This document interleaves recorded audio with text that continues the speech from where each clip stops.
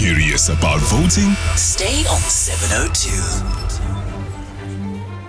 Well, in 1994, I had just moved to Johannesburg from Cape Town. I was living in Yeoville and life was full of possibilities because we were on the cusp of the democratic breakthrough in 1994. We were all excited with the idea of building and deepening democracy in South Africa, and we were obviously all involved in trying to get the elections to be as successful as is possible.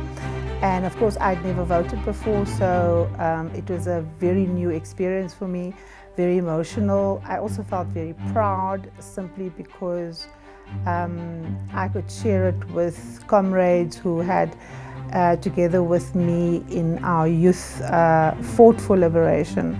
So in many ways, it was a very optimistic time, a time filled with possibilities, and also scary because nobody knew what governance was going to be like and how difficult it was going to be. On the morning of voting, it was quite an emotional time.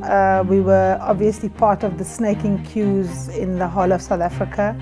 And because we had never voted before, it was completely new, and I was so worried. I kept on asking everybody, how to actually make my ballot exactly as I wanted to make it, so that I don't spoil it. It was very, very exciting. I was very fortunate to be at the old shell house of the African National Congress when the results were announced, and Nelson Mandela announced the results of the overwhelming victory for the ANC. But what struck me about that evening, and everyone was crying, we were happy, and of course we'd never thought that we'd see freedom in our lifetime. Many people had died, some have been in detention, others were in prison, others were in exile. So it was also a gathering of people that we hadn't seen in a long time. But what was striking for me was the fact that obviously we had a government of national unity,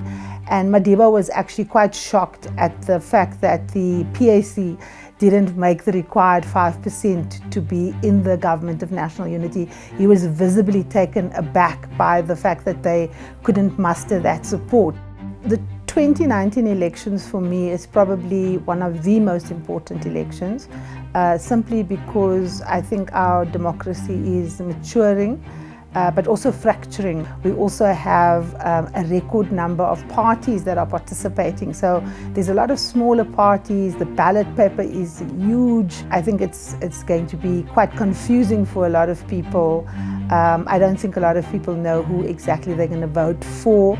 I'm hoping that South Africans actually exercise their vote, whatever they do in that ballot, but that they are not outsourcing their responsibility to big men and women in politics, but actually make a conscious decision about what kind of people they want to lead the country and to represent us.